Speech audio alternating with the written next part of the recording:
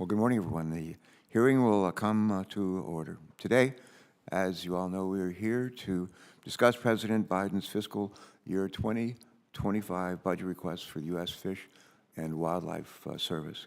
We always appreciate the presence of Martha Williams, the Director of the Service, before our committee. Thank you for appearing today, and welcome back.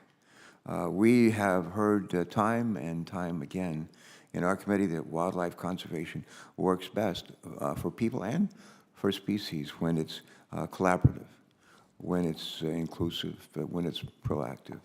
And Director Williams leads the service with those thoughts in mind. The President's fiscal year 2025 budget request also embodies, we believe, this approach, and we look forward to hearing more about it from you today as our witness. The President's budget request includes $1.9 billion for the Fish and Wildlife Service. That's a 10% increase in funding over fiscal year 2024 enacted levels. And one of the things we'll get into in the course of our hearing is that's 10% is not an insignificant increase, as you know. But I always like to ask, compared to what? And I'd like to look at the increases in the last couple of years, or the cuts in the last couple of years that were proposed in this administration or the previous administration. But the increase of 10%, coupled with the investments that we made, in no small part from this committee room, but through the bipartisan infrastructure law and through the Inflation Reduction Act, would provide the service with its support it needs to carry out its many important missions. Specifically, the President's proposed budget would support the Fish and Wildlife Service's work to conserve habitat, to combat climate change, to address biodiversity loss, and to maintain international wildlife refuges, which we're all very proud of. All of these initiatives protect our planet while helping to drive our economy at the same time. And a reasonable question is, how would the President's budget support these efforts? Well, first, the budget request includes some $602 million for the National Wildlife Refuge System. That's, I believe, 14 or 15% increase from fiscal year 2024's enacted levels. This funding would support habitat conservation as well as law enforcement and visitor services at over some 500 national wildlife refuges across the country. We've got 2 of them in Delaware. How many does West Virginia have? Have wildlife? Yeah, wildlife refuges. Just one, I think. Okay, all right. 2 weeks ago, I was privileged to visit one of Delaware's 2 national wildlife refuges. It's called the Bombay Hook National Wildlife Refuge. It's in the central part of our state. Imperiled species such as red knot and piping plover birds call this refuge home. And people come literally from all over the world to see these species in their natural habitat. They also come to hike, they come to bicycle, and they come to hunt in these special places. And when they do, they support our local economies. And I think the same is true in refuges in every one of our other 49 states. The administration's budget request also includes funding increases for programs focused on stemming biodiversity loss, including notable increases for Endangered Species Act planning and consultation and recovery efforts. Why are these investments in biodiversity important? Well, for a couple of reasons. One is our food system relies on biodiversity for pest control, for pollination, and for soil fertility. And when our forests and oceans are healthy and biodiverse, they absorb more carbon dioxide, which is a good thing. We also rely on diverse ecosystems to provide us with clean water to drink. For all of these reasons, and for more, biodiversity loss has significant economic impacts. According to a recent report, I believe it's by J.P. Morgan, biodiversity loss cost the global economy an estimated $20 trillion per year. When I saw that number, I had my staff to double check, and I said, "Is that trillion with a T?" And they said, "That is $20 trillion with a T. It's a ton of money."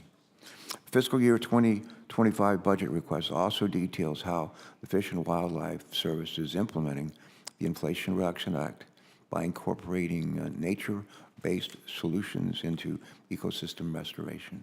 For example, the service is working with U.S. Department of Agriculture, with Ducks Unlimited, and with the Arkansas Game and Fish Commission to enhance more than 5,000 acres of wetlands in Arkansas, which we were joined by a colleague from Arkansas. Specifically, the service will restore the wetlands' natural ability to capture, store, and release rainwater and mitigate the effects of severe weather events. We have seen firsthand in the first state, my state, and in many other states, that nature-based solutions actually do work. When Hurricane Sandy damaged the Prime Hook National Wildlife Refuge in our state, the Fish and Wildlife Service restored the refuge with climate resilience in mind. And not only did the restoration effort conserve habitat and benefit endangered species, it also addressed long-standing flooding issues in a nearby community. We call that in our state a win-win situation. That's what we're always looking for.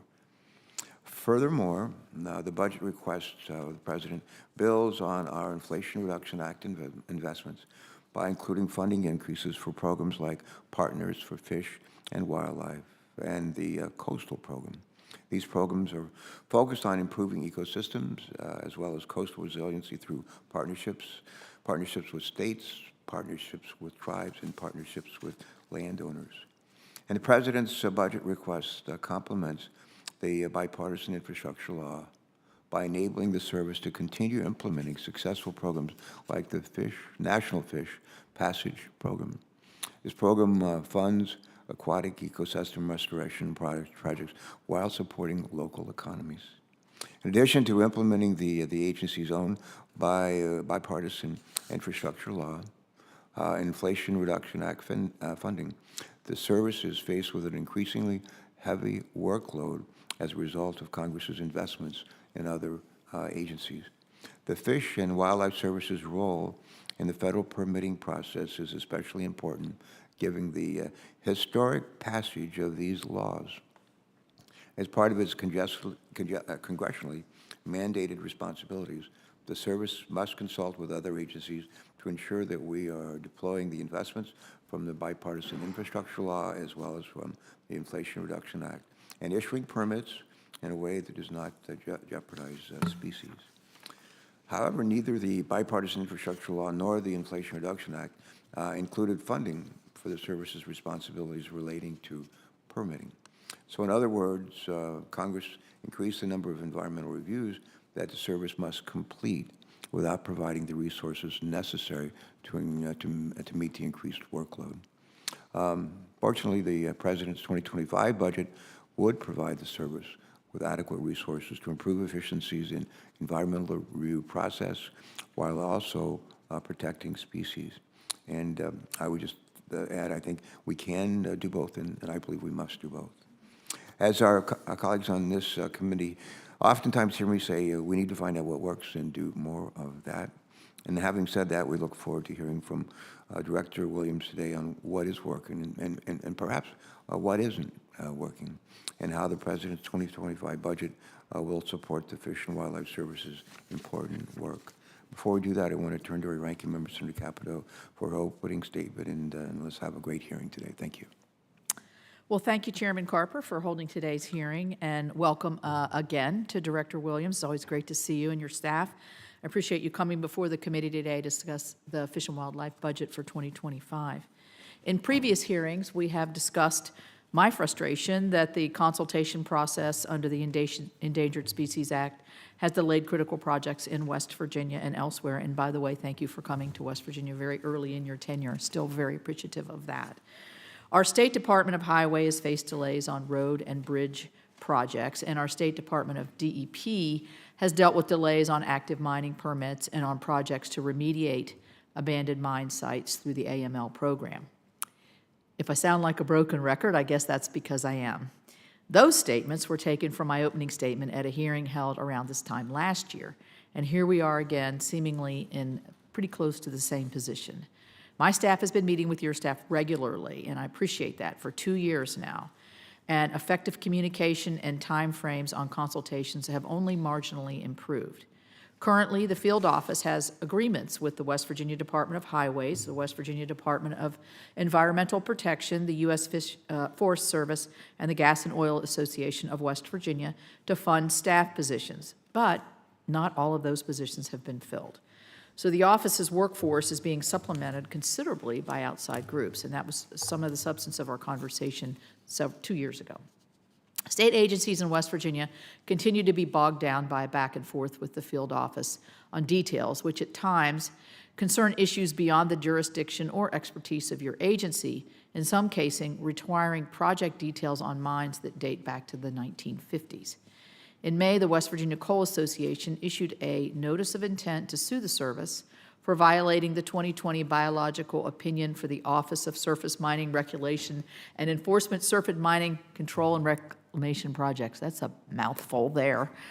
The 2020 biological opinion establishes a programmatic approach to consultation on OSMRE projects and outlines coordination and elevation procedures to expedite reviews and effectively resolve disputes.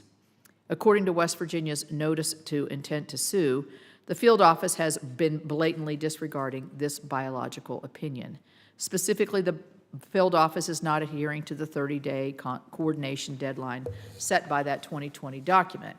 And just a couple of months ago, the field office issued a permitting template, which was intended to expedite this application process. However, the information required by that template goes above and beyond the requirements of the 2020 biological opinion and is almost to the level of information needed to complete a full formal consultation or an environmental impact statement. Some of these projects covered by the 2020 document are as simple as ventilation holes, and yet the field office seems unwilling to complete the consultation until they have studied the history of the mine dating back decades and analyzed even the types of construction equipment that will be used. West Virginia DEP is having to elevate some of these consultations as emergent just to keep the mines in the states operating. While my state is already facing problems with ESA consultation, the service in D.C. here is rolling back common sense reforms that were implemented in 2019 and will make ESA implementation even more complicated. Specifically, the service reinstated the blanket 4D rule, which effectively treats all threatened species as endangered. The service will no longer consider economic impacts when making species listing decisions. The service removed language in its Section 7 interagency coordination process that limits reviews to, quote, activities that are reasonably certain to occur, end quote, which allows field offices to assess activities that are well beyond the scope of a proposed project. And the service rescinded the definition of habitat in determining critical habitat designations. So I'm a co-sponsor of Congressional Review Act resolutions led by Senator Lummis, Ricketts, and Sullivan to overrule these 3 regulatory actions by the service. I appreciate a lot the dialogue that we've had between our staff and yours over the past couple of years. But we're at another crossroads again, and I look forward to learning from you what solutions we can use together to address these endless paperwork exercises and delays. So with that, I'll yield back. Great. Well, we'll have some time here today to address, I hope, all the points that you've just raised. As you know, we have a bunch of other committees that we all serve on, and members will be coming and going. They've already begun coming and going, and others will some of them will come back and be part of this conversation today. But I'm going to turn now to our witness. And Martha Williams, as we all know, is currently serving our nation as the Director of Fish and Wildlife Service. How many months now have you been in that role? How many months? Chairman, I haven't been counting, but I at least realize it's been over 3 years now. Oh, okay. Does it seem longer? It's been remarkably amazing. It's been more wonderful than I would have expected. Oh, isn't that great? I feel that way about what I do here. That's good. Prior to your leadership role at the Fish and Wildlife Service, you served as the director of the Montana Department of Fish, Wildlife, and Parks.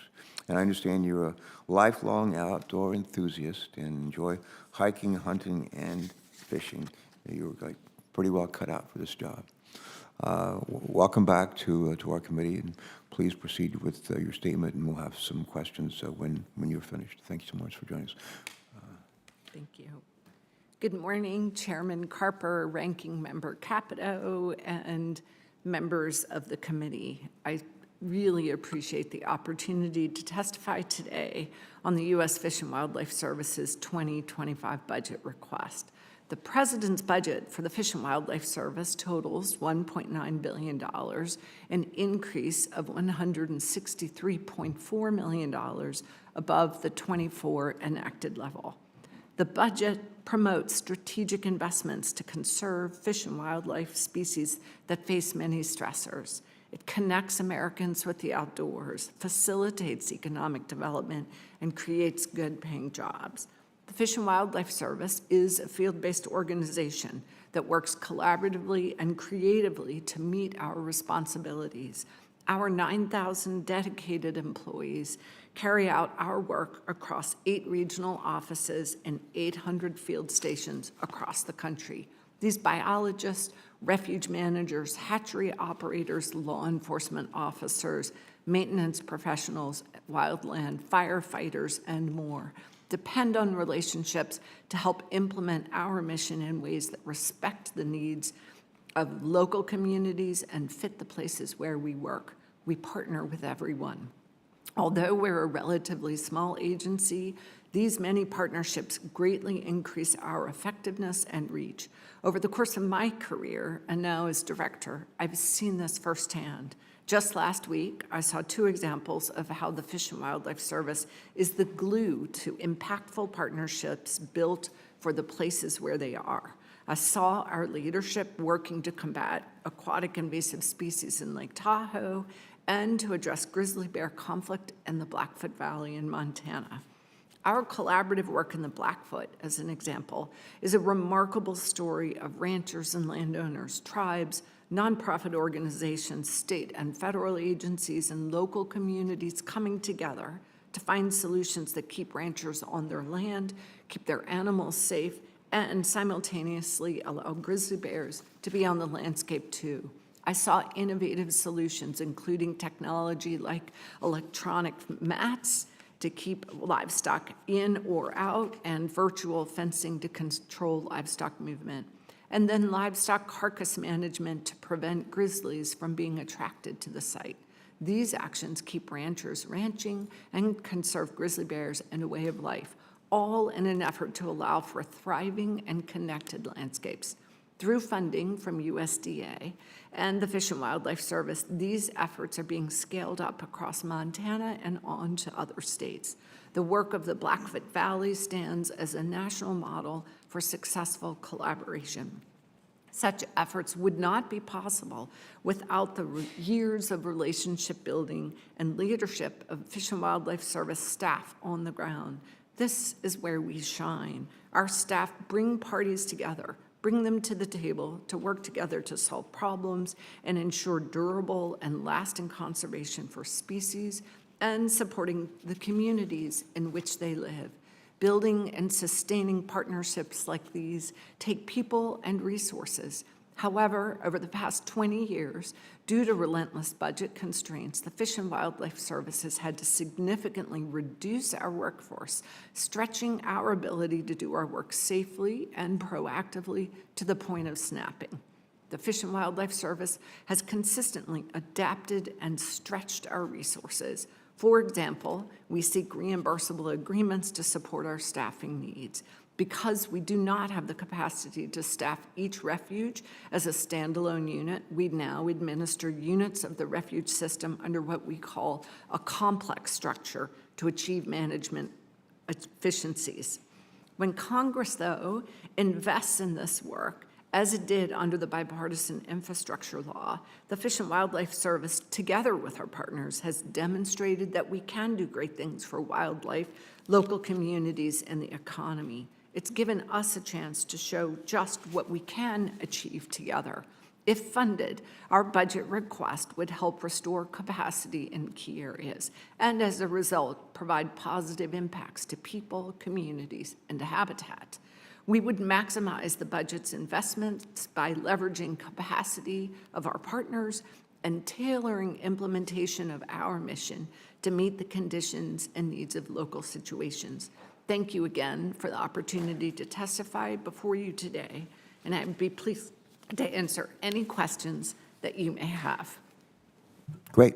Well, thanks for joining us again today. I'm going to go back to what I said in my opening statement.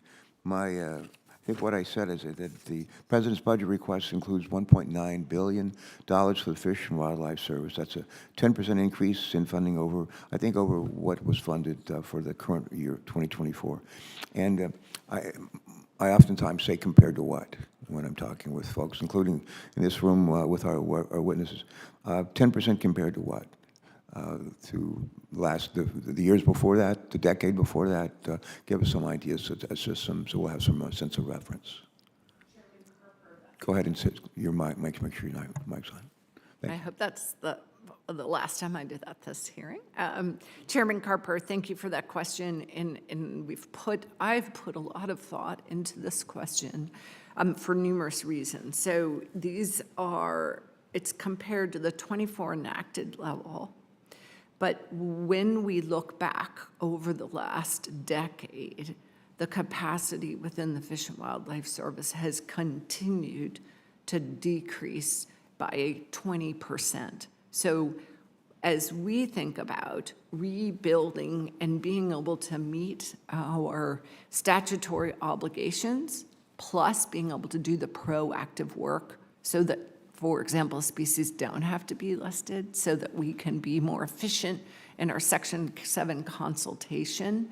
We're thinking about how do we build for the future in an efficient manner. So we're not just looking back to the last 10 years where we had larger capacity and saying we want it to be just like that.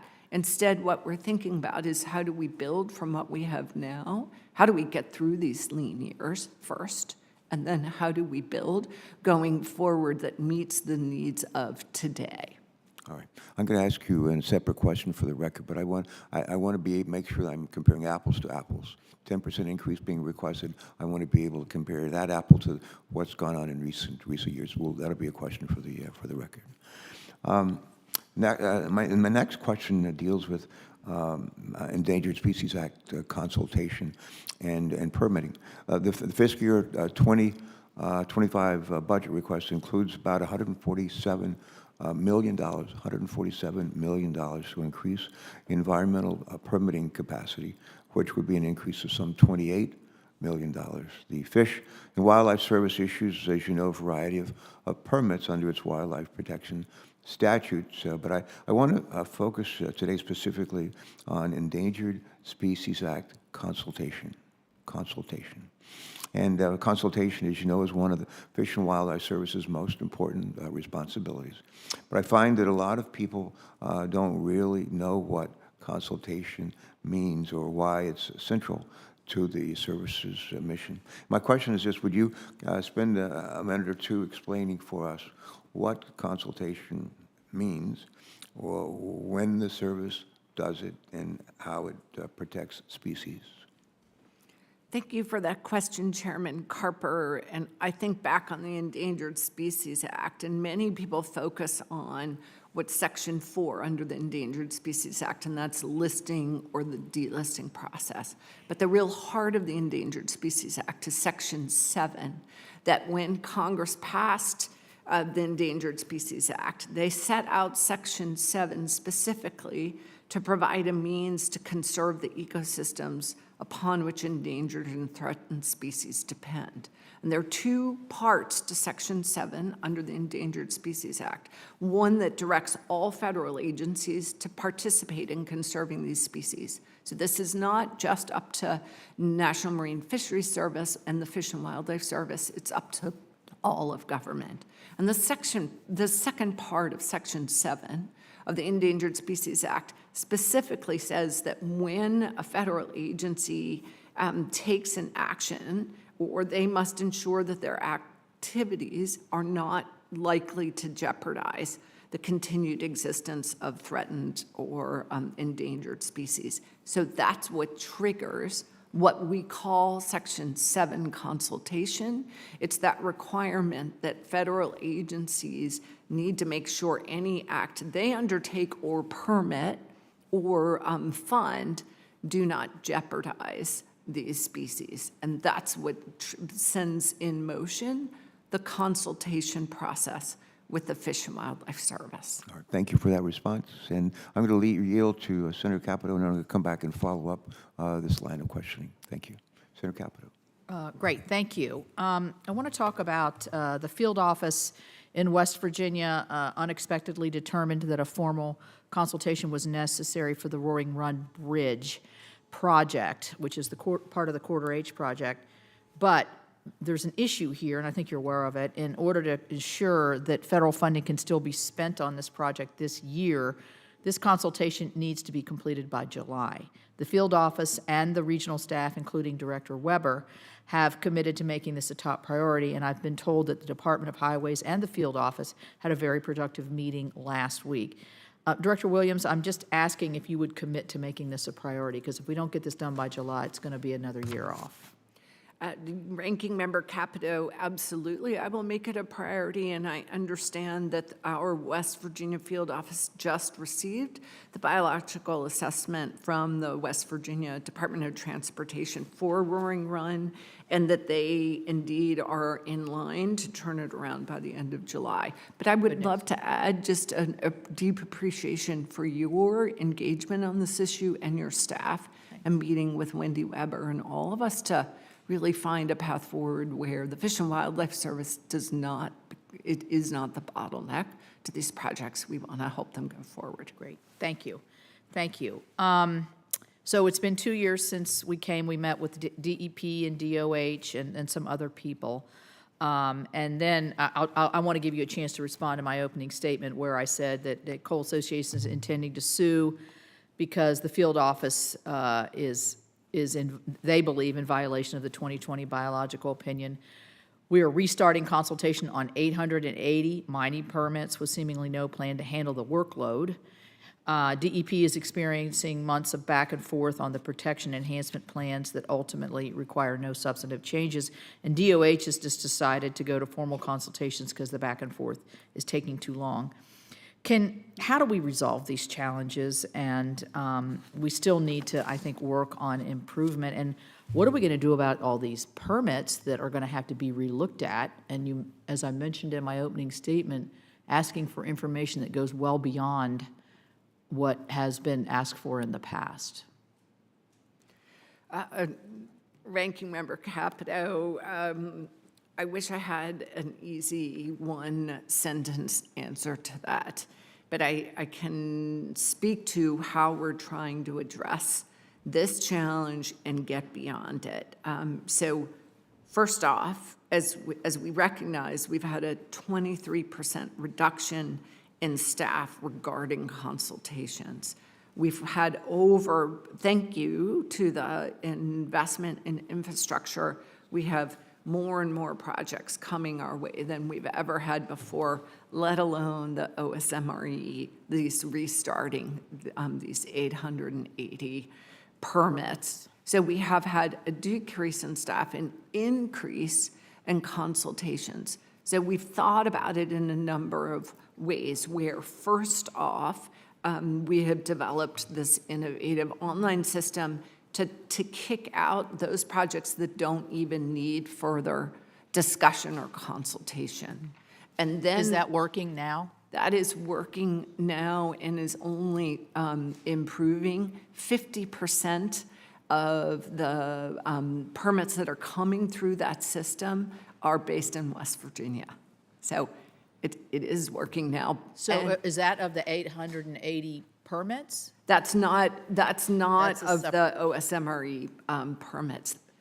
I can speak to, well, so first, if I can pull back and talk about how we're trying to address Section 7 consultations, where we had a decrease in capacity. We are trying to we're requesting more capacity. Thank you for your leadership and others in the transfer authority, so we can be bringing in, as we have in the West Virginia field office, more staff. We have to do it more quickly. We have to be thinking forward and be prepared for the permits as they come in. We're being more efficient now in weeding out those projects that don't need formal consultation. We've had over 11,000 informal consultations, 1,000 formal consultations. So we're trying to, one step at a time, be more efficient and pay attention and move our resources to where we have those formal consultations. With that said, for the 880 permits from the litigation with OSMRE and the biological opinion, we are working diligently with our sister bureau, OSMRE. Wendy Weber is in constant contact with them, and as you mentioned, we at first had this template. We're working on a better template. I'm very interested in following up on where you think we have gone too far, and we can address those issues. So I hope I'm answering your question in the big picture. You're answering the question, but you know, as I stated in my opening statement, DOH, the Gas and Oil Association in West Virginia, DEP, recognizing that there's a capacity issue here, has funded into that office positions that haven't been filled. So if the argument is we don't have the money we don't have the people to do these processing, and you're given the money to do the processing, but you're not hiring the people. I can understand that frustration, Senator Capito, but it doesn't all have, had we been able to look ahead for the increase in projects coming through with bipartisan infrastructure, had we had the money and the capacity, we could have built up ahead of time. Did you get any extra money? Instead, we're on our back foot, and yes, we are in the process of hiring those people, and we're very grateful for the opportunity to. Did in any of the FRA, the IRA, or the IIJA, did Fish and Wildlife get any additional monies in any of those? Not to cover this. Well, no, wait a minute, that's not my question. Did Fish and Wildlife get any additional dollars in these three bills? Absolutely. As a whole? Absolutely, we got that money, but we did not get that money to put toward the capacity and the consultation positions. That's a very good question, because it gets to the very heart of the challenge. Is that the money that we got, which is terrific, we were not always able to put it into the permanent staff to get these projects going. Was some of that money for Section 7 consultation? Am I saying that right? Is it Section 7? It's got a 7 in it. Capito, I don't believe that any of that money was specifically to Section 7, but I'd like to get back to you on that. Okay. Because this has been the challenge we share in the past 3 years. Okay. Thank you. Thank you, Senator Capito. We've been joined by Senator Ricketts, faithful in attendance. Great to see you. How are you today? Welcome. I'm doing great. Thank you, Mr. Chairman, and thank you, Ranking Member Capito, for holding this hearing today. Thank you, Director Williams, for joining us. I want, again, say thank you for the work that Fish and Wildlife has done on the Platte River Recovery Implementation Plan. We discussed this yesterday. This innovative and collaborative approach to the program has provided great benefits for the species along the Platte River while recognizing the value of public-private partnerships. So I think, again, as we talked about yesterday, I think that was a great program to highlight for Fish and Wildlife. Also, though, as we discussed yesterday, I have serious concerns about the steps your agency has taken to backtrack on some of this common-sense regulatory reform that was taken by the former administration. Specifically, I want to address the changes made surrounding critical habitat designation.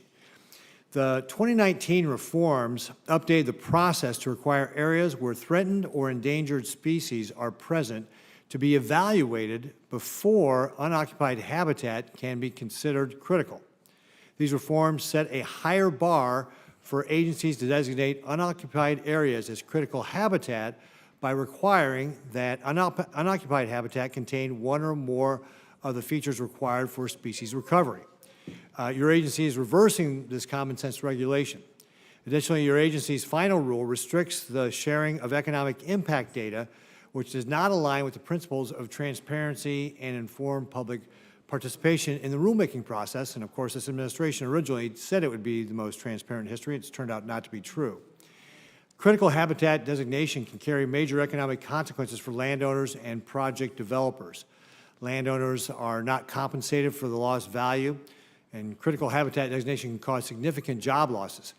My friends in the West vividly remember the 1990 listing of the northern spotted owl and the 9 million acres of critical habitat that caused the loss of 32,000 timber jobs. These are good-paying jobs in small communities which had to be supported by federal dollars to keep their school systems open following this designation. As you are aware, I am leading a Congressional Review Act along with my colleagues, Senator Lummis and Senator Sullivan, to overturn this rulemaking. I appreciate my Republican colleagues' support in overturning this overreach. Director Williams, following the reversal of the reform, what scientific criteria will Fish and Wildlife use to determine the necessity of designating unoccupied areas of critical habitat under this new proposal?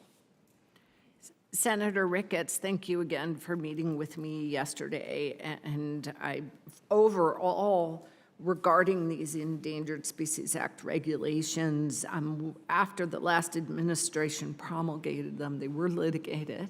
And as the president asked us at the beginning of this administration to review the regulations, and in so doing, it was a policy determination to adhere to the law and the science to make these changes, including, as you ask about, unoccupied habitat. So for example, with climate change and other stressors on species, there are times where recovery of a species could go faster and more appropriately in habitat that's not currently occupied, but is the best habitat for them going forward, especially when we have, as you have a state with 93% private landowners, where we have landowners who want to restore these species. We would always do this in concert with the state and the landowners. So, but specifically getting back to the unoccupied areas, what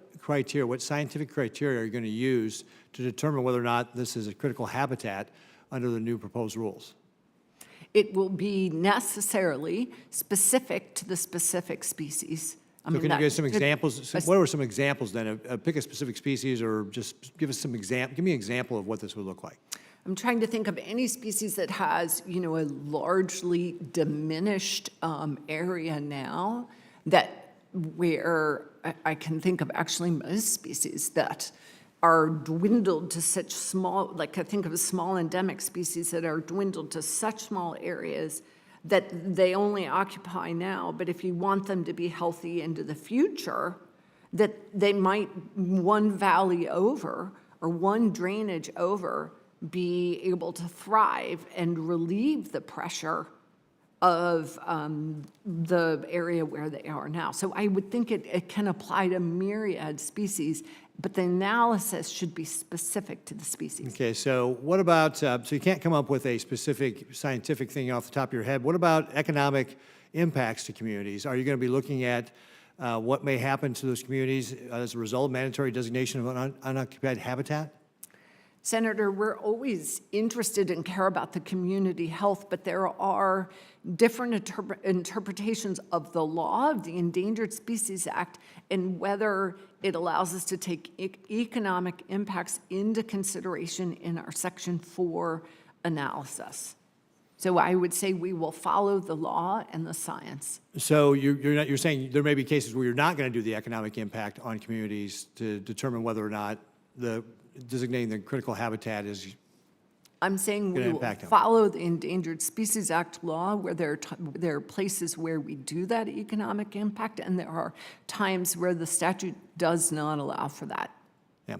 Well, again, this is part of my concerns is that if you're going to do the impact analysis, that's going to impact communities. Obviously, we need to know that so that those communities can be prepared. Will you share that data with those communities in the cases where you are doing the economic impact? Yes, Senator, we are always transparent in sharing our data through the public process, and the law requires that as well. Great. Well, I've run out of time, but thank you, Director Williams. I appreciate you being here today. Thank you. And I appreciate you being here today, Senator. Thank you. Senator Lamas, welcome. How are you today? Good to see Very you. well, Mr. Chairman. Thank you so much. Okay. Thank you, Director, for coming. Nice to see you. Nice to see you. I noted that when you were visiting with Senator Ricketts, you said that you will follow the law and the science. But let's talk about grizzly delisting, because you're doing neither. You're doing neither. So here we go.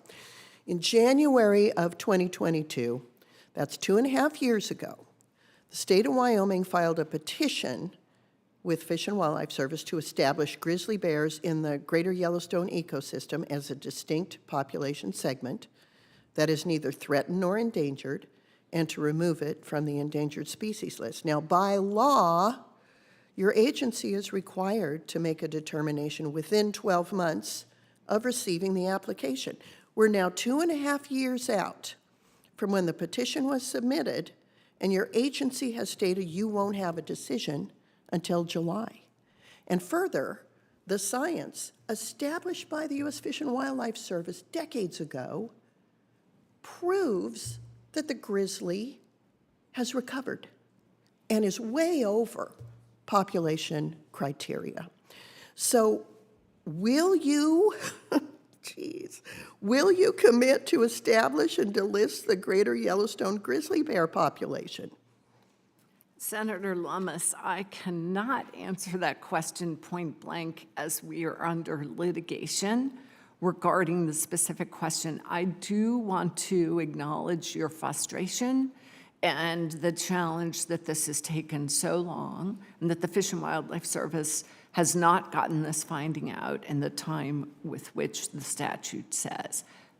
And I also recognize that the sheer numbers, the science shows that the numbers of grizzly bears have been a success story. When the Fish and Wildlife Service once petitioned, I would back up.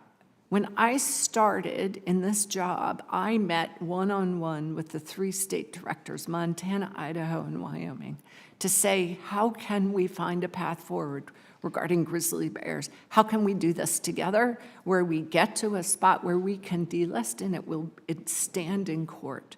And then right after that meeting, we received petitions from the state of Idaho, Montana, and Wyoming, making it very difficult for us to continue that collaborative conversation.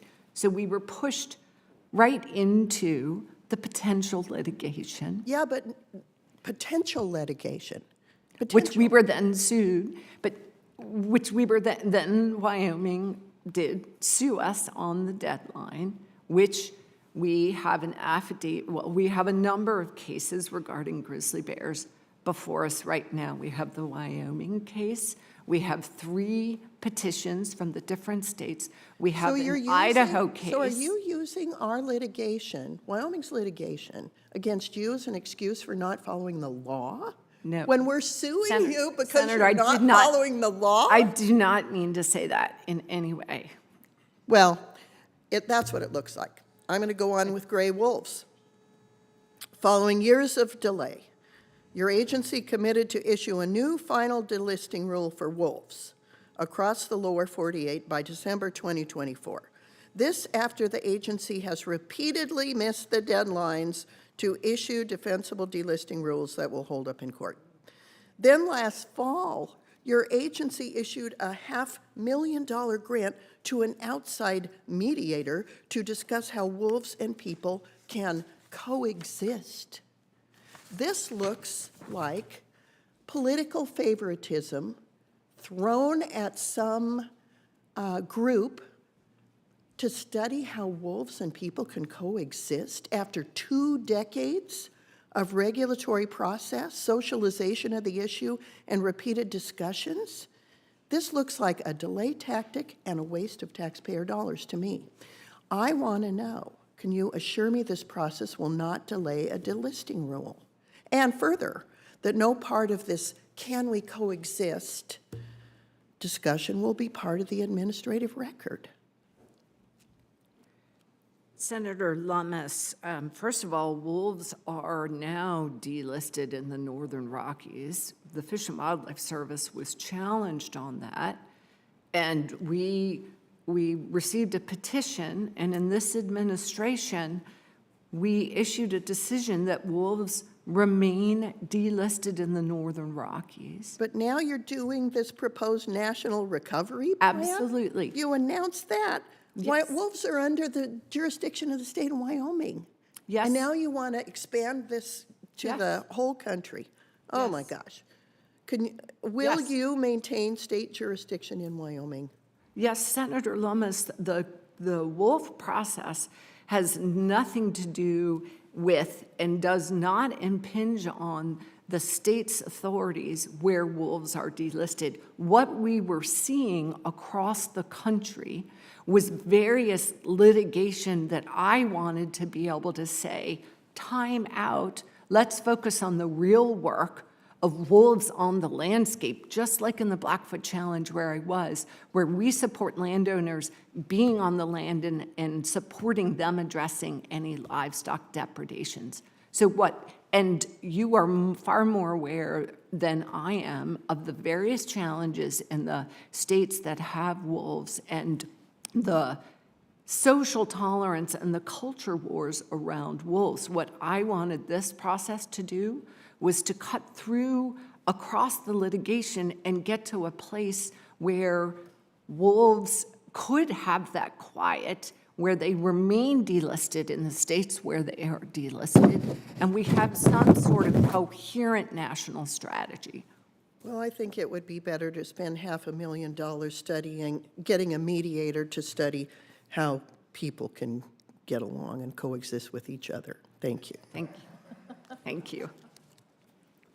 Thank you, Senator Lummis. Now we're back to Senator Capito. Senator Capito. Well, thank you, and that was a good one. I forgot to mention at the outset, because I thought the chairman would be interested in this. Very sad news this morning, but a West Virginia legend, Jerry West, died last night. He was a Really? basketball, Oh. very well-known, so we're thinking about his family. Trying to remember what his number was. Do you recall? 44. 44. I was thinking of Yeah. 42. Oh, Yeah, no, what Yeah. an He's a true mountain. icon. That's great. That's too bad. Anyway. None of us can live forever, but he made He was every good. day count. Yeah, I want to go back to the process on timelines. We've all been questioning, we're blowing through timelines here. But what's happening between our field office and some of our state agencies, particularly highways, is that we're hitting pauses. The field office is pausing formal consultations. And I'm concerned that these pauses, if you pause something and then later on restart, you can still be within the timeline, but you still have this large pause. So who decides when to pause the clock? Who decides when the clock restarts? And how does the field office hold itself accountable to meeting the timeline for formal consultation? What constitutes a pause and why pause? And who restarts? Senator Capito, I would like to further look into the pauses that have happened in the West Virginia field office.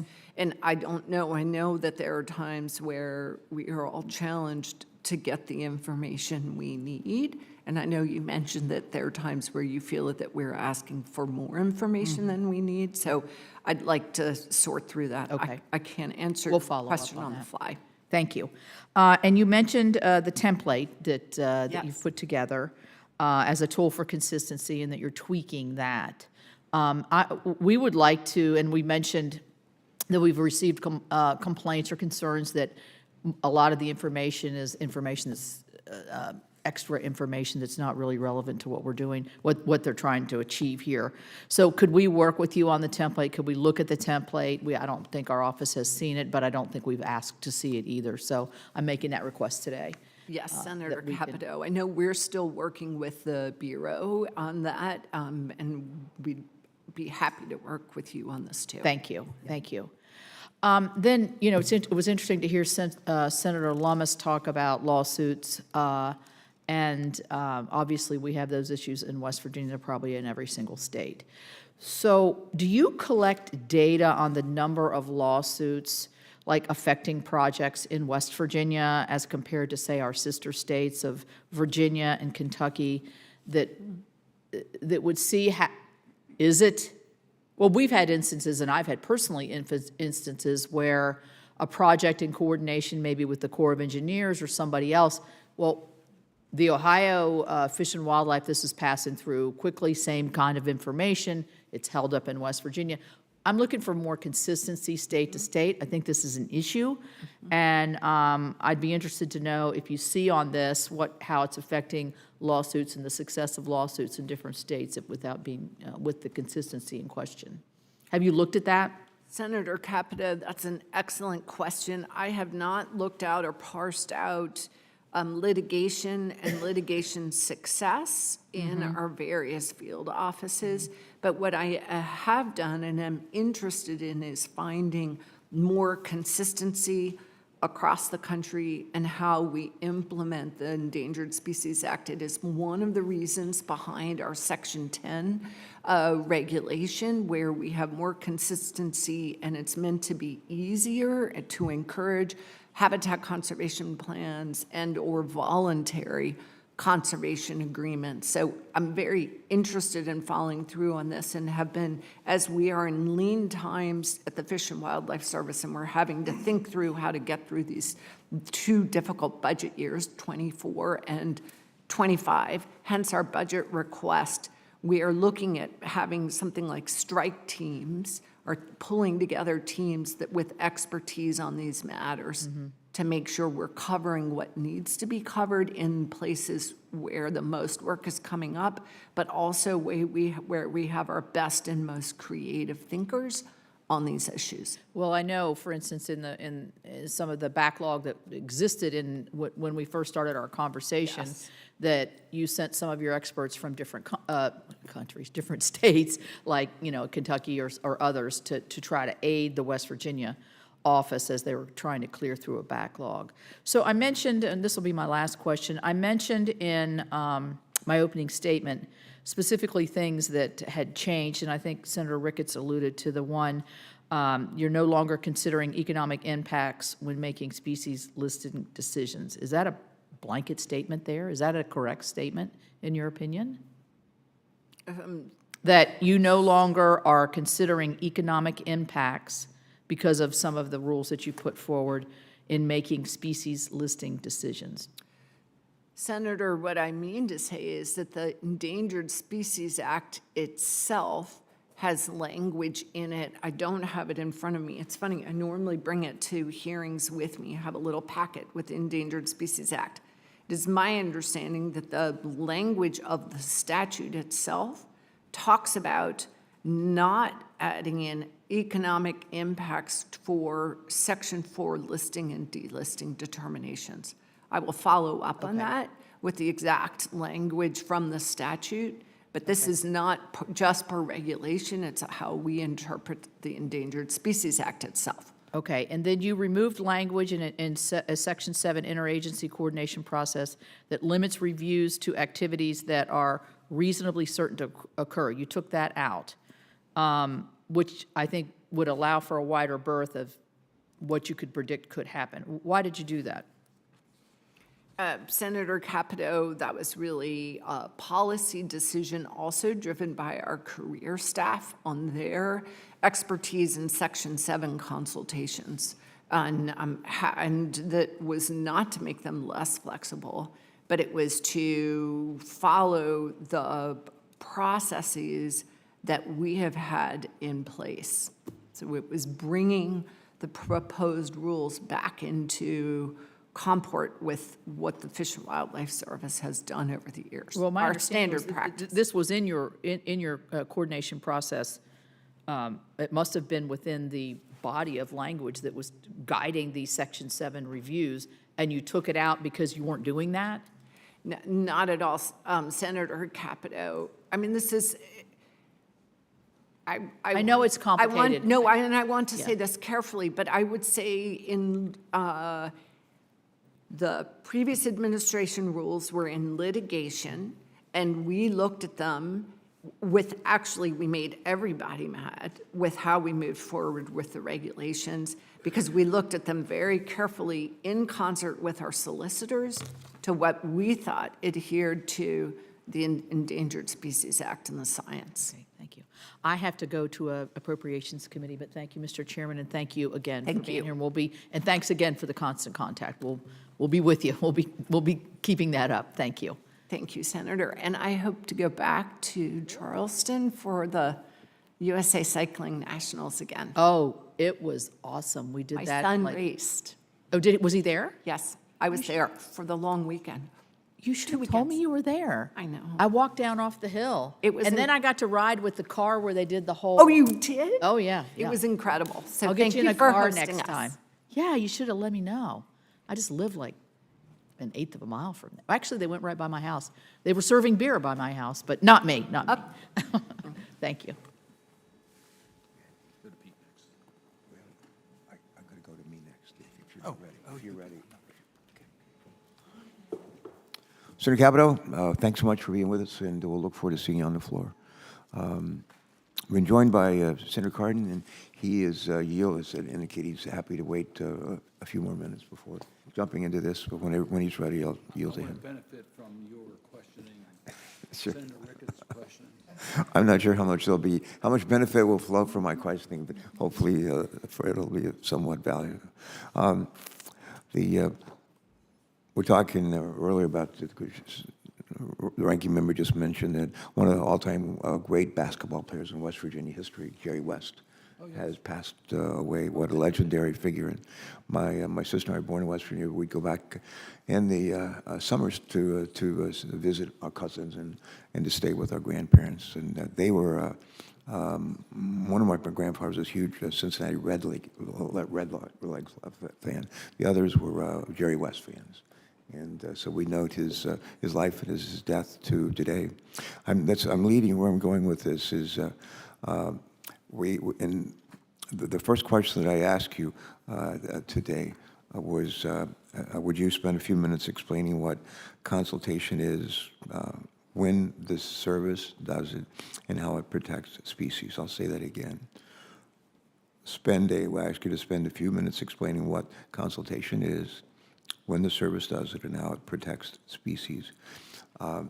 Every now and then I ask witnesses a question. I ask, how would you explain this to your grandmother, or maybe my grandmother? But I want to give you another shot at this.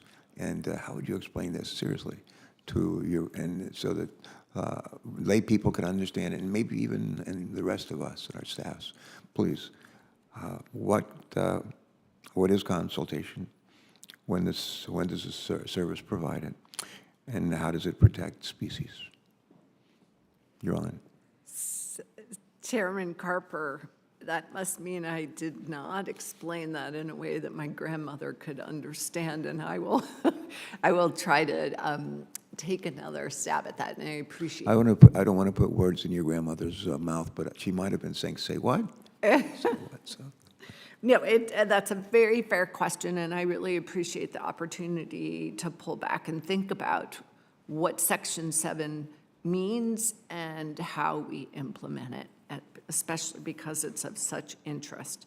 So Section 7 of the Endangered Species Act requires that when a federal agency undertakes an action, much like under, well, my grandmother wouldn't like NEPA, when a federal agency takes an action, Congress and the president, when they passed the Endangered Species Act, said, you must make sure that that action does not jeopardize or put a species that's of special concern, whether listed as endangered or threatened, in jeopardy, and that its habitat needs to be in place too.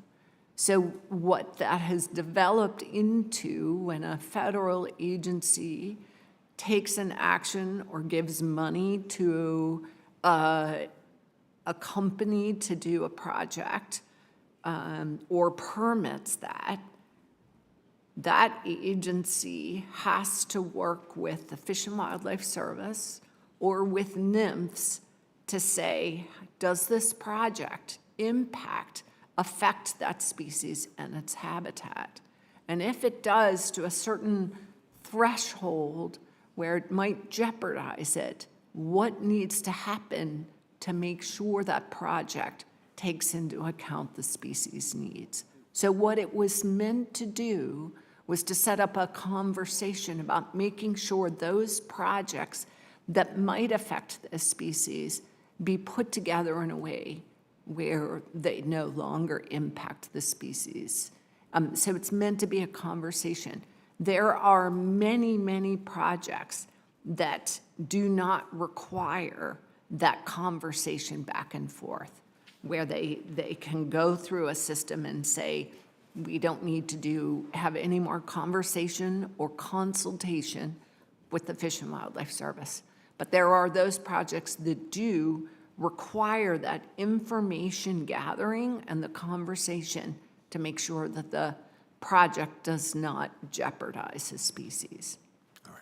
All right, I think your grandmother's going to chew on that for a while. And,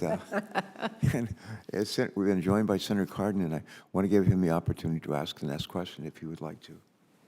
If you'd like to, I'm happy to recognize you for the next questions. To my Delmarva buddy. I thought Senator Ricketts was going to. He's already asked You've one already set, asked her? yes. Yeah. He'll come after you, if we're not joined by others. Well, first of all, thank you for your support. Fish and Wildlife Service is critically important to us in Maryland. I know you have roots in Maryland, so we recognize your sensitivity. I want to talk first about the neotropical bird issue, which we just reauthorized earlier this year. But we've seen a 30% reduction in the last 50 years in our bird population.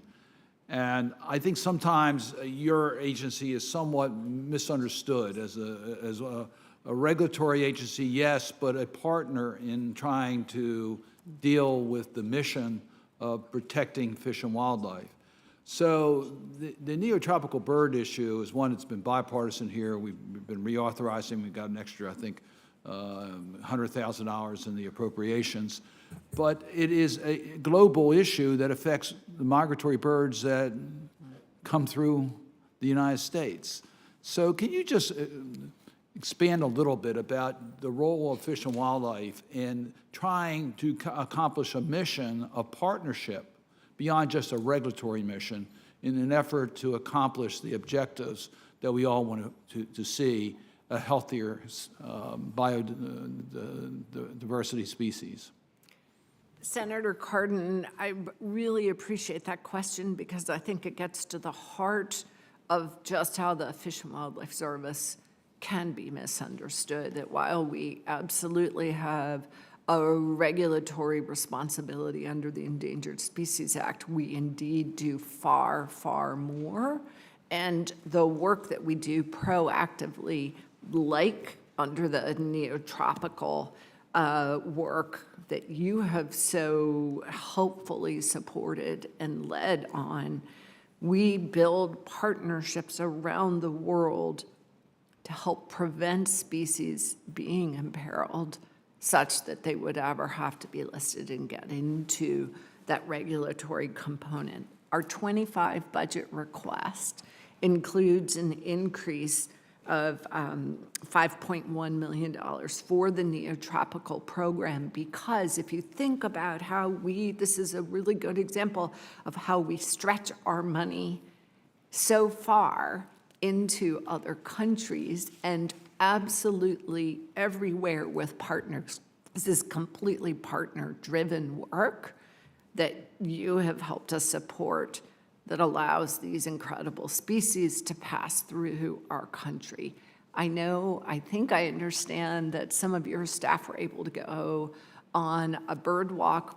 I would say was one of the best ways to start a day for me going into work was to go on a bird walk on Roosevelt Island early in the morning with others and got to see a Baltimore Oriole right up in the top of a tree where you could see its color and you could really hear it sing. So I think that neotropical birds speak to the people's sense of wonder of how do these species migrate so many thousands of miles and what they represent in our ecosystem, not only people's health, but the health of our country and the habitat that we need to support them, and that they move these thousands of miles from other countries through and into the United States. So it's an effort that we all have to address together. And I just really want to underscore the number of projects in, I think, 40-some countries that we've been involved with the neotropical birds, the migratory birds. It's a real testament to U.S. leadership, but partnerships with other players, including governments, that have made a huge difference. The Baltimore Oriole is flying high. They're on a 5-game winning streak, so Yes. it must be working well. So, How about demos? Senator, you were correct. We've had over 747 projects in 43 countries, and those countries absolutely rely on the U.S. government's leadership. I've seen that firsthand as I've traveled to Panama and other countries to know just how they rely on the funding that we have for these neotropical species. I just want to thank you. I know that you are working on the latest of our wildlife refuges in Maryland, which we're very proud yes. about. I know your report is in on that. It's very popular in the southern part of our state. I think it's about 40,000 acres. This is cooperative. The governments and the communities are all in support of what we're trying to do to preserve more land. So thank you for your leadership in that regard. Thank you for your support, Senator. Senator Garden, thank you for joining us. He mentioned the birds. He's a huge fan of the Baltimore Orioles, and as it turns out, I'm a huge fan of the Detroit Tigers. And every now and then over the years, I've been privileged to go to a game when the Orioles host the Tigers. We don't have too many tigers in our community. We have a lot of Orioles, Baltimore Orioles. But anyway, maybe we can look at co-sponsoring a bill to protect the endangered tigers in the world. Just to give you an example of what a good friend he is. Well, a couple of years ago, the Tigers and the Orioles were battling for a playoff position to see who's going to go to the World Series. And I couldn't go to the game, but he was nice enough to call me from the game when the Orioles hosting the Tigers, who had just won. And the cheering in Baltimore, you could almost hear without a telephone, but he held the phone out so I could listen to the celebration. Where do they play? They used to play Memorial Stadium. Where do they play now? Oh, wow. You're going back a long, I know. long way. It's called Camden Yards. There We you have go. to get you there more frequently There you if go. you don't know Camden Yards. I It's do. the first of the I do. modern stadiums. There you go. Well, I'll always remember your thoughtfulness. Have you been following David Rubenstein's purchase of the Orioles? A little bit. Good. All right, and with that in mind, I think that leads right into Senator Ricketts for his second round of questioning. Go ahead, Senator Ricketts. Great. Thank you very much, Mr. Chairman. Director Williams, I kind of want to just pick back up because we were talking about the 2019, the Trump administration published a rule that gave Fish and Wildlife the ability to use the economic analysis when it was looking at the Section 7 listings, correct?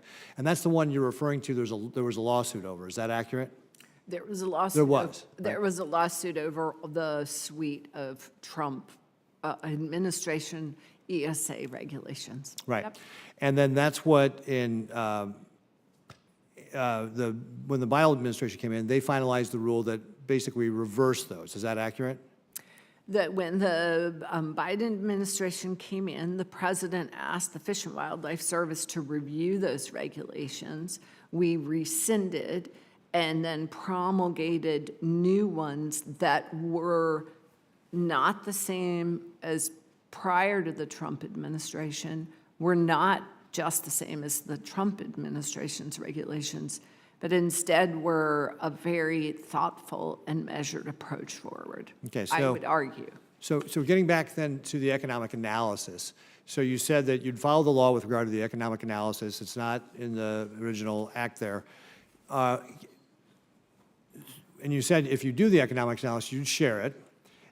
Do you have any examples where Fish and Wildlife, when they were doing economic analysis, it had a negative impact on species conservation? Senator, I'm not sure I understand your question, So whether was a there times when listing or when delisting. when you did the economic analysis, did that ever impact the ability to be able to, your ability to protect a species? I'm not following how many, it depends.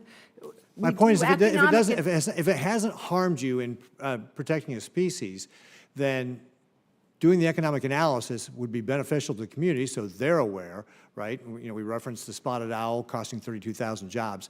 My point is, if you're not going to do the economic analysis, but if you don't have any cases where the economic analysis harmed you, why wouldn't you do the economic analysis?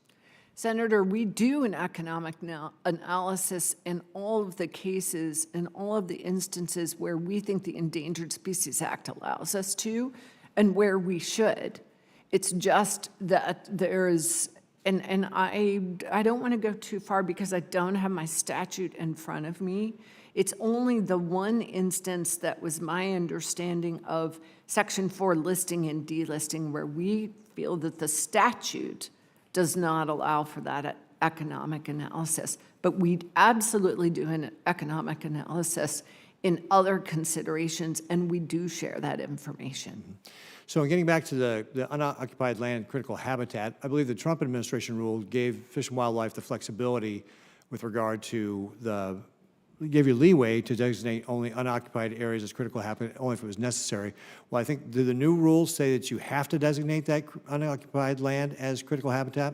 You're not required to do it. No, Senator, yeah, I would argue that the previous administration didn't give us flexibility, and our current regulation does give us flexibility, but it does not require that unoccupied habitat be designated as critical habitat. I'm going to switch up gears on you just a little bit here with the remaining time I got. So when you're thinking about success in species conservation, how do you define success when you're trying to conserve a species?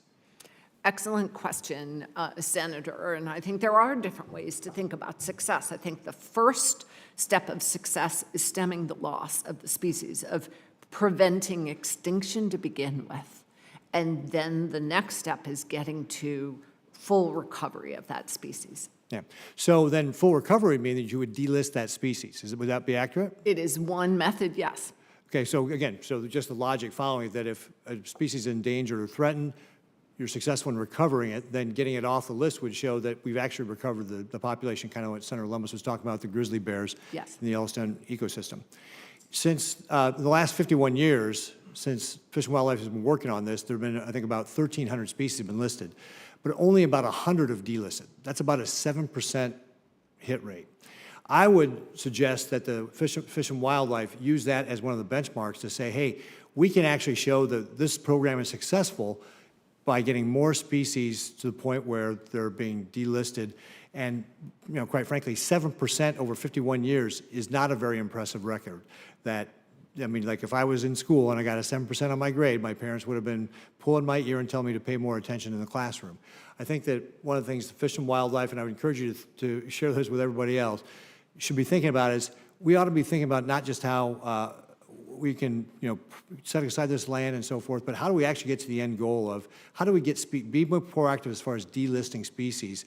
Because that's really the definition of success, is that those species aren't endangered anymore. Senator, I agree that's our end goal, but I do also feel that the Endangered Species Act has been incredibly successful in stemming the extinction of species that when we lose them, we're poorer as a nation. Great. You know, actually, that would be one thing we'll follow up with because I'm out of time, is just how many species does Fish and Wildlife assess that we've stopped from going extinct? Yes, happy to follow up. Great, thank you. Thank you, Mr. Chairman. Yeah, no, thank you very much.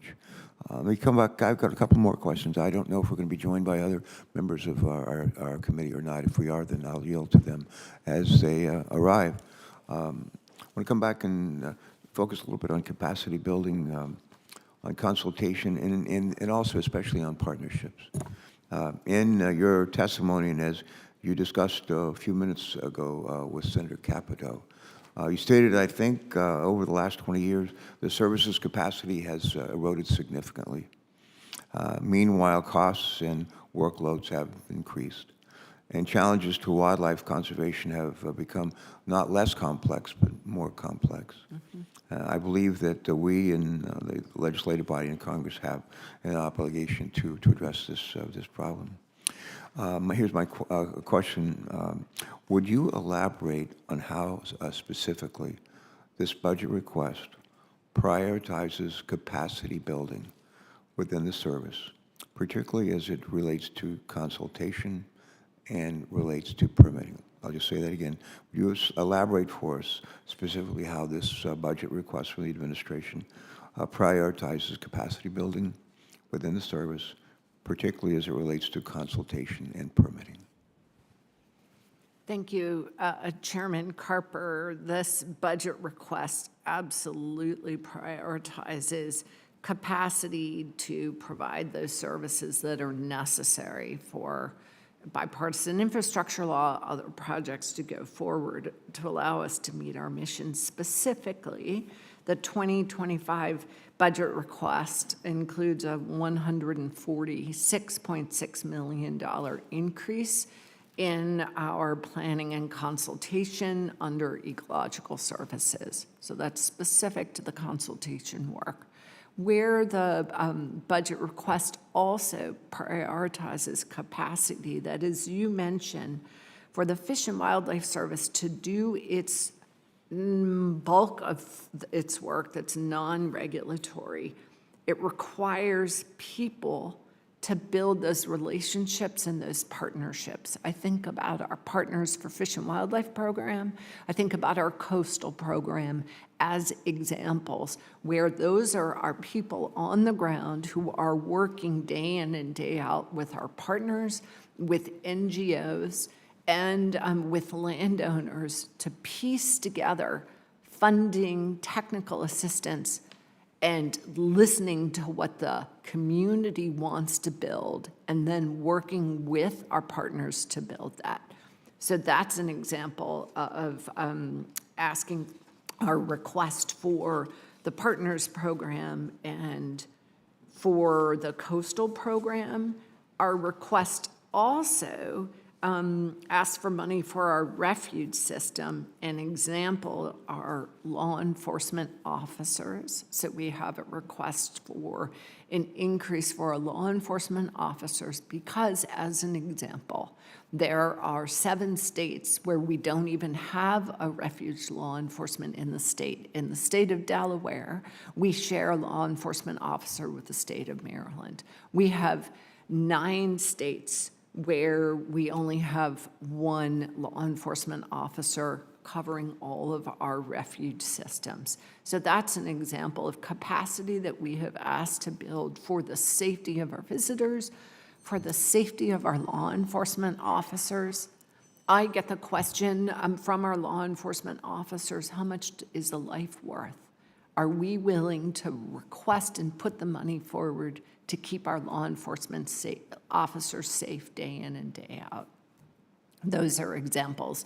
But our full budget request builds on those capacity needs for us to be able to do our jobs and meet our statutory obligations. Okay, that's, would you just repeat that for me, if you will? I think I want to make sure I heard it right. How many states have no law enforcement officers? 7 states do not have a law enforcement refuge law enforcement officer. 9 states, this is my understanding, 9 states have only 1. I also, Chairman Carper, I get serious incident reports. So I am aware of all of the incidents that serious incidents that happen on Fish and Wildlife Service managed lands, whether it's refuges, hatcheries, and or where our law enforcement officers are called to assist local law enforcement. And it is pretty remarkable the needs out there for our enforcement officers to step up and help visitors and communities, and that they are in harm's way. Again, just for clarification, the administration's budget request, how would it affect the population of law enforcement officers on refuges in the 7 states or the 9 states that you just referenced? It would, so our fiscal year 25 request is for $63.4 million specific to law enforcement, and it would build the capacity, it would increase to 48 federal wildlife officers. As compared to? As opposed to, right now, we have 205, but it would allow us, that increase of 48 federal wildlife officers would allow us to cover those 7 states where we don't have law enforcement officers now. So to be, in terms of actual law enforcement officers, we're talking about a 25% increase as I understand it. Okay, thanks. Let me move on if I can. I want to come back. I think we're going to be joined by Senator Whitehouse here very shortly, but before you arise, I want to turn to, again, partnerships, which are so, as you know, so important. But when the Fish and Wildlife Service has more boots on the ground, how does that improve the agency's ability to partner with states, to partner with tribes, to partner with local governments, and to partner with stakeholders? Senator Carper, Chairman Carper, when I was just in Montana last week, working with the partners around the Blackfoot Challenge that are using grizzly bears and conflict as a way to build out support for conservation and keeping working lands working. They had, through the University of Montana, done a study on the necessary capacity to be able to build partnerships, that you have to have somebody in place to be able to build those relationships. That we have traditionally focused just on implementing statutes without investing in the people to get the work done and to build that support. Another example, Chairman Carper, is with a fish passage program that had a once-in-a-generation investment from the bipartisan infrastructure law. What we have done in the Fish and Wildlife Service is have used our capacity there to work with FEMA, to work with the Army Corps of Engineers, to work with federal highways, to work with USDA, to work with Department of Defense, so that we sequence and coordinate all of our federal projects. Without our Fish and Wildlife Service capacity in that small program, there wouldn't have been anybody to be that glue that pulls all the partners together. Good, thank you for that. We've been joined by Senator Whitehouse. I know you've just sat down, but if you're ready, I'm ready to recognize you. Great. All right, Thank you're you, Chairman. Go right ahead. Thanks for joining us. And welcome, Director Williams. Glad to have you here. Thank you. Glad you enjoyed your visit to Satchwest Point, I did. one of your most beautiful locations.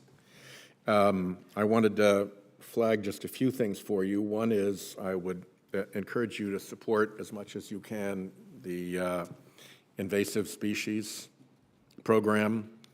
I visited, for instance, Valley Falls Pond in Rhode Island and seen it completely overrun by invasive water chestnut. And the homeowners nearby have a real problem on their hands. And the better we can be at helping them, the better off. A lot of these are historic and treasured features. And when an invasive species comes in and transmutes them, it's ordinarily not to anyone's advantage. So if you could help with that, I would be grateful. I know you've got a lot of different places and a lot of different invasive species, but I wanted to flag that in particular. I also wanted to flag, as we discussed the other day, making sure we're paying a lot of attention to the Narragansett tribe. We had a visit from the secretary, and I sat down with her and the tribe leaders, and I mentioned, it's been a long time since the Secretary of the Interior has visited the Narragansett tribe. don't know exactly how long, and John Brown, who's the medicine man for the Narragansetts, put his hand up and said, "I do." He said, the last time, I'm not going to get the year exactly right, but it's order of magnitude. He said, the last time was in 1862, and it was for purposes of removal of our tribe. And Secretary Holland burst into tears at hearing that. So I hope that the overlooked Narragansett tribe is going to get a good deal more attention and support. The last thing I'll mention is that I hope that the department, all the way to the top, tells the White House how important the RISE bill is. The RISE bill would take revenue from offshore wind development so that local revenue, the 37% from GOMESA that you get from oil and gas offshore, is matched by offshore wind. Because if you don't have a match, then when the developers are going into a state legislature or a governor and they say, well, we can do more oil and gas, in which case you get 37% of our revenues, or we can do offshore wind, in which case you get the big zero, that puts offshore wind at a very serious regulatory and political disadvantage against further oil and gas development. And we should eliminate that disadvantage. It's going to be very important, I believe, to offshore wind development in the Gulf.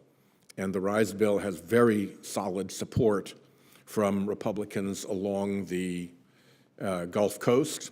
And also the former Democratic governor of Louisiana was a very, very enthusiastic supporter. So we would very much like to get that done. If we get that done, then the revenues go to the Coastal Resilience Fund.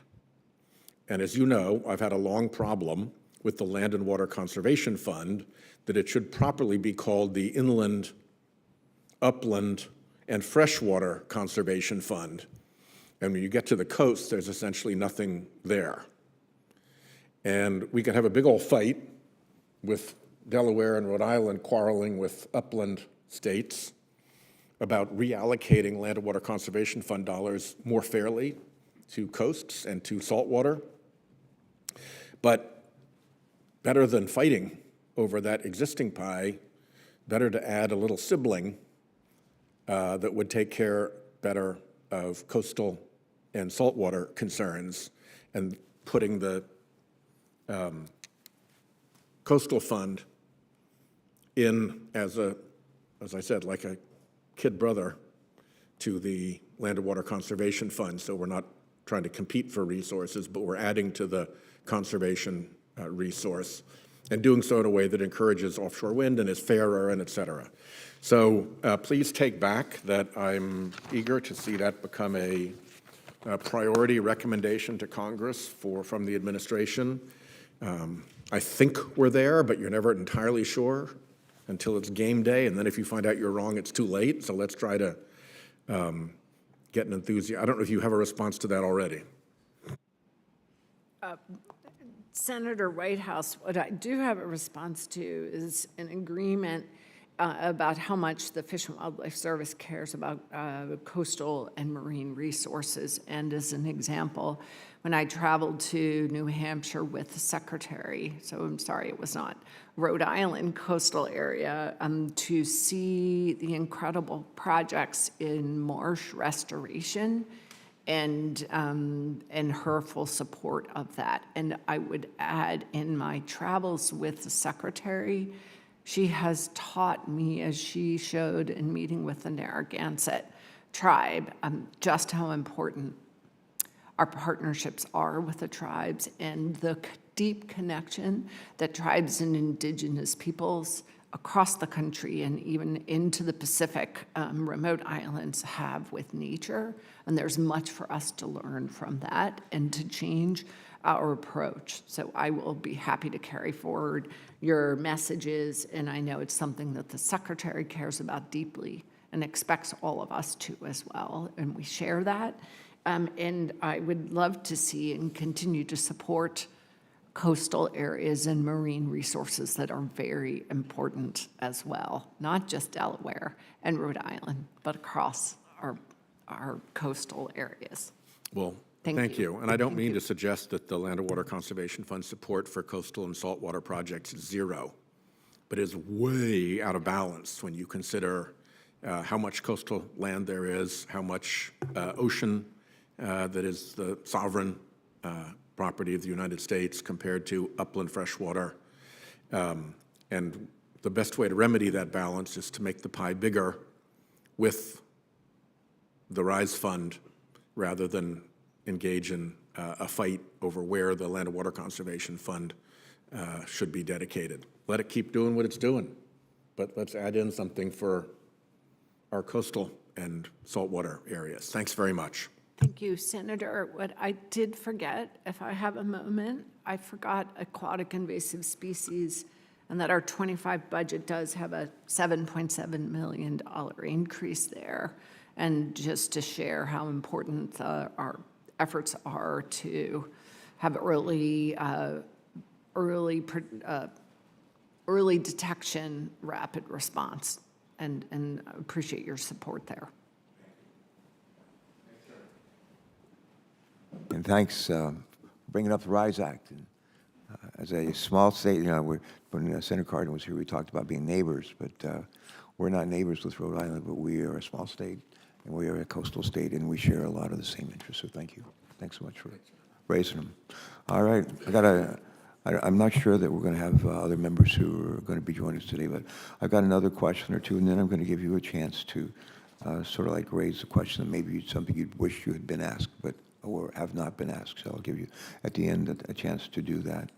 But before we do that, I mentioned in my my opening statement that biodiversity loss cost the global economy an estimated $20 trillion per year, 20 trillion with a T per year. And we've heard from our colleagues concerns about the economic impacts of protecting species and their habitats. But would you just elaborate for us on how protecting species actually does have and provide, how does it provides economic benefits? Thank you for that question, Chairman Carper. And I think this goes back to the very reason for which Congress enacted the Endangered Species Act, and it was a recognition that biodiversity and conserving these species are key to our very survival ourselves, and that they are important for medicinal purposes. They are important for innovation across the board, for not just for medicine, but also we learn from these systems. I think science is showing us just how intertwined these ecosystem functions are and the importance of keeping them with integrity. And I think also it may not be an economic impact, but wildlife generally provides the sense of wonder and awe, and that most people, whatever their beliefs are, if they see a bear on the side of the road or they see a peregrine falcon flying overhead, they may not know it's a peregrine falcon. They see a deer or something, they stop and don't think about other things, but stop in the moment and get solace in seeing those species. There's also tremendous cultural significance for many people for these species. But I think, too, that the biodiversity needs keep our food secure, our pollinators. So many of our plants and food sources require pollinators, require the habitat to be healthy. It also brings in clean water, clean air, healthy soils. These are all things, the habitats and the species that depend on them are also what support our economic well-being, and I think the well-being more generally of our communities. It's important to preventing flooding.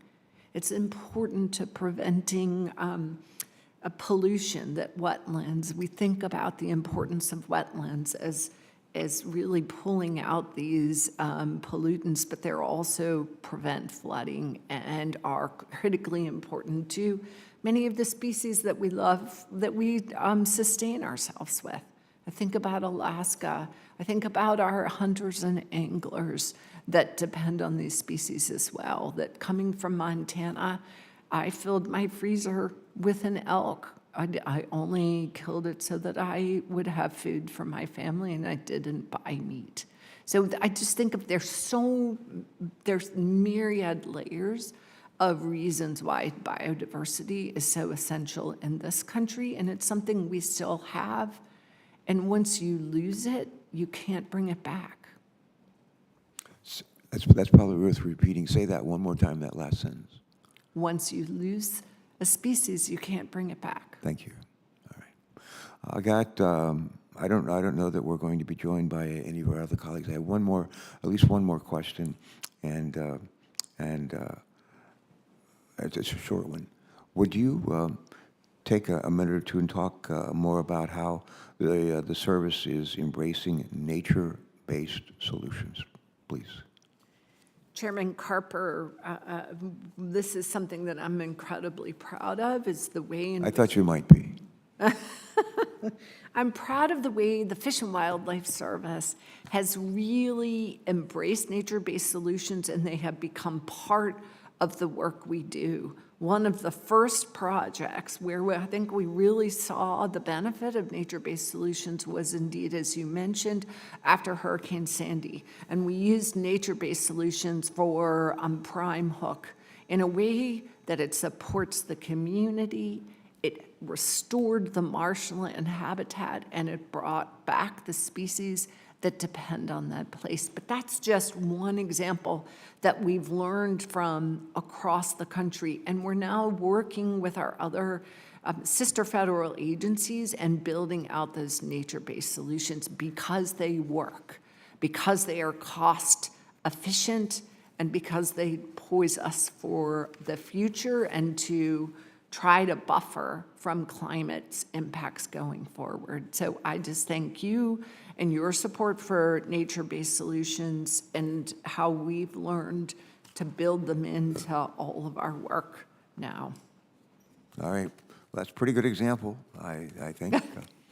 Have you ever been to Prime Hook? Oh, yes, once or twice. And even in the last couple of weeks, as you know, we're very grateful. I almost feel like I'm part of their family now, so thank you. Good. My last question, I've already telegraphed this question, but is there a question, just maybe one question that you wish you might have been asked, have not been asked? Go ahead and just briefly state that and answer that question for us before we close. Thank you, Chairman. I've thought a lot about this, and in my serving for the past 3 years, as you know, I've traveled around the country. I've really dived into... Let me just say I'm mindful of your travels around the country and visiting states. Keep doing that. That's a good thing. Go ahead. Thank you.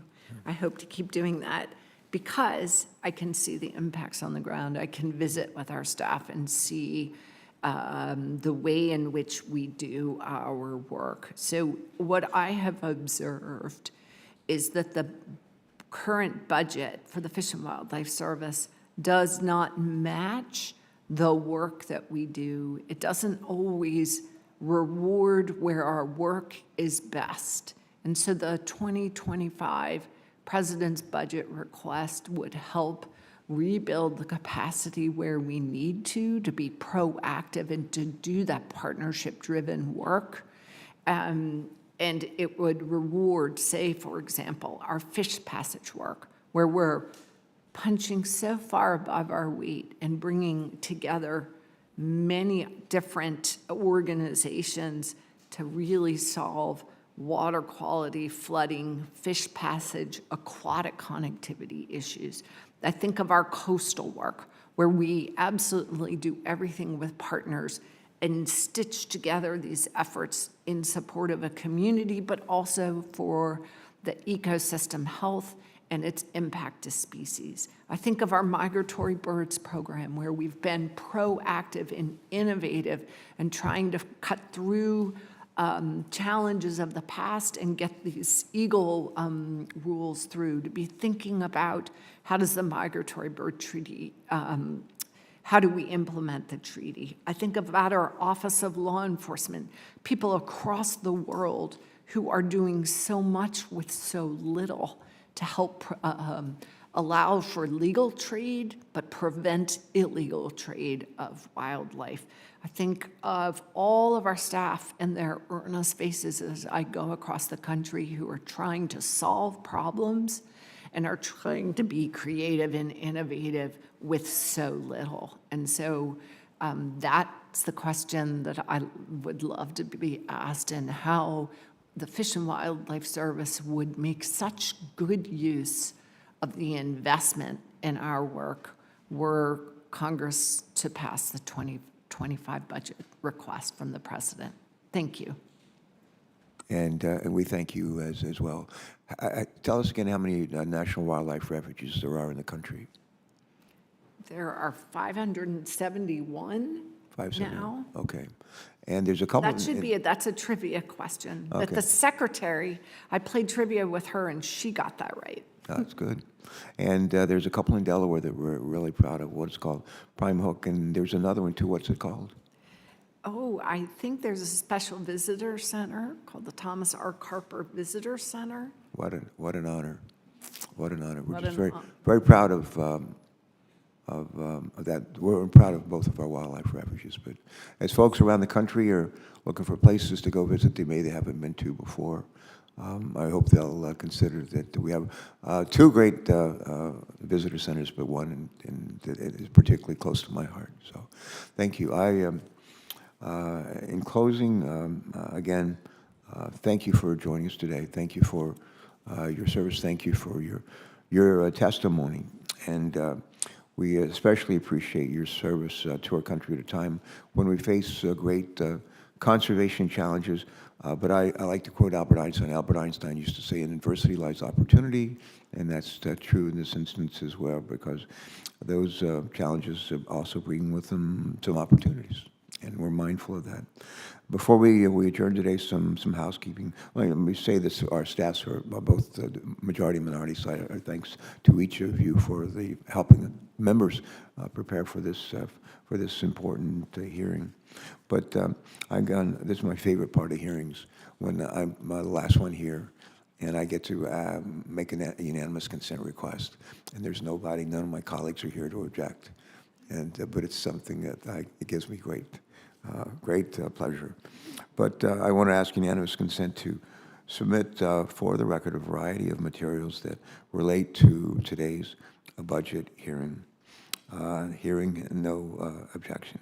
Senators will be allowed to submit written questions for the record through the close of business on Wednesday, June 26th of this year. And we'll compile those questions, send them on to you and your team, and we'll ask you to reply to us by Wednesday, July 10th of this year.